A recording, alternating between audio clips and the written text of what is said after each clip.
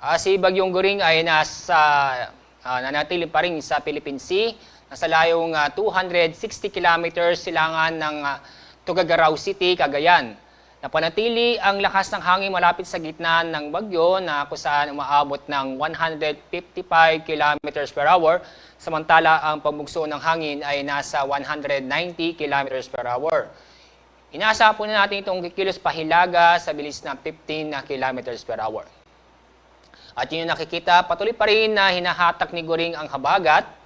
Kaya itong habagat ay nagpapatuloy na makaka-apekto o nakaka-apekto sa malaking bahagi ng ating bansa. So sa ating forecast track ni Bagyong Goring, inaasahan po nating lalapit o maaaring mag-landfall sa area ng Batanes sa pagitan ng Wednesday ng umaga at gabi. And then maaaring lumapit sa may southern portion ng Taiwan sa araw ng Wednesday ng gabi o pagitan ng Wednesday ng gabi at Thursday ng umaga. Kasalukuyan dito ang Bagyong Goring.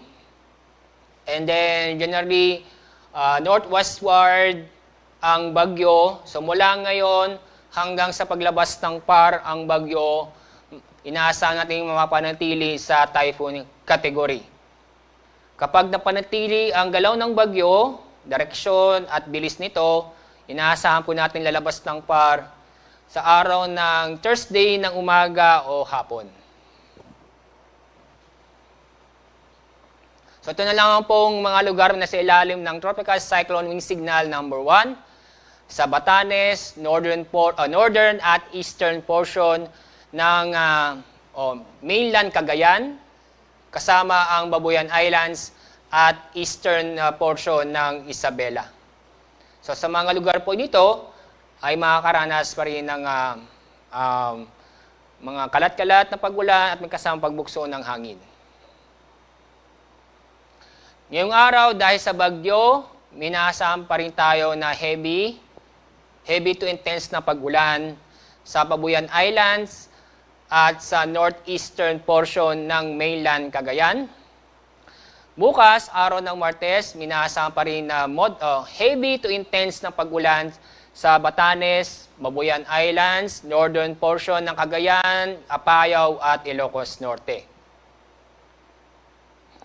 Sa Miyerkules,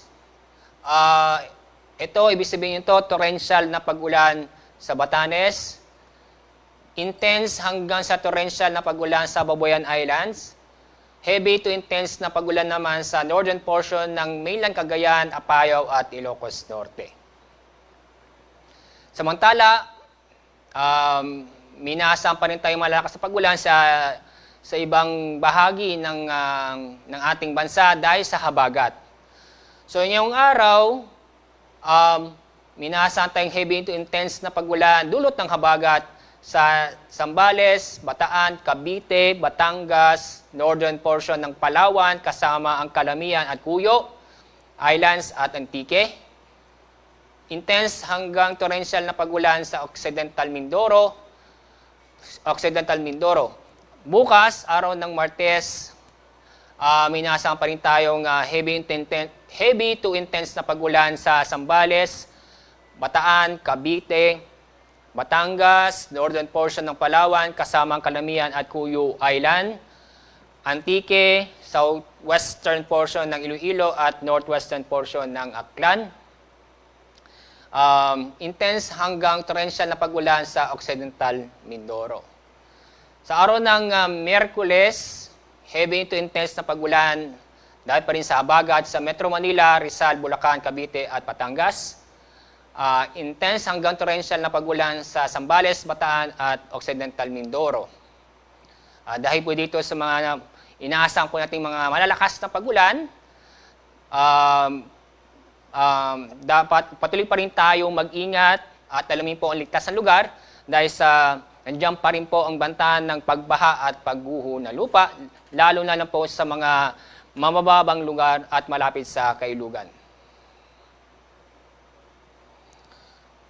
Um, Dahil sa southwest monsoon, makakaranas ng pamisa-misang malalakas na hangin. Ngayong araw sa Aurora, Bataan, Metro Manila, Calabarzon, Mimaropa, Bicol Region, buong Visayas, Dinagat Islands, Camiguin, at sa malaking bahagi ng Zamboanga Peninsula. Bukas, araw ng Martes, may pa rin tayong malalakas na hangin na inaasahan sa Aurora, Bataan, Bulacan, Metro Manila, Calabarzon, Mimaropa, Bicol Region, buong Visayas, Dinagat Islands, Camiguin, at sa malaking bahagi ng Zamboanga Peninsula. Sa araw ng Merkules, inaasahan pa rin tayong mga pamisa-misang malalakas na hangin dahil sa habagat sa Aurora, Bataan, Zambales, Pampanga, Bulacan, Metro Manila, Calabarzon, Mimaropa, Bicol Region, at sa malaking bahagi ng Visayas. Dahil dito, dahil sa malakas na hangin, dala ng habagat, meron tayong gale warning. Ibig sabihin, inaasahan tayong matataas na alon, dulot ng bagyo at southwest monsoon. Yung po napapansin, 6.5 meters, concentrated po yan sa ibandang northern Luzon. The rest of seaboards ay inaasahan po natin mataas ng alon, abot ng 4.5 meters. So ito yung mga lugar po na sila ng gale warning. Yan po sa Isabela, Batanes, Cagayan, kasama Babuyan at Calayan Islands, northern coast ng Ilocos Norte, Aurora, Bataan, Zambales, Palawan, Romblon, Marinduque, Occidental Mindoro, Oriental Mindoro, Batangas, Quezon, kasama Pulilo Islands, Catanduanes, Camarines Norte, Camarines Sur, Albay, Sorsogon, Masbate, kasama Burias Island, Antique, Aklan, Capiz, Iloilo, Guimaras, Negros Occidental, kasama na rin ang Bohol, Siquijor, Cebu, Leyte, Southern Leyte, Northern Samar, Samar, Eastern Samar. Kasama na rin ang Negros Oriental, Zamboanga del Norte, Surigao del Norte, Misamis Oriental, Camiguin, Agusan del Norte at Dinagat Islands. So itong mga lugar po nito ay inaasahan pa rin natin na matataas ang alon. Kaya automatic pong bawal pumalaot ng ating makbabayan sa mga lugar na ito. Samantala, may isa tayong bagyo na sa labas ng PAR. Isa siyang tropical storm na may international name, Haikwe. At ang lakas ng hangin ito, malapit sa gitna, ay nasa 65 kilometers per hour. And ang pagbugso nasa 80 kilometers per hour. Ang layo ng sentro ng bagyo sa ating bansa ay nasa 2,205 kilometers silangan ng Northern Luzon.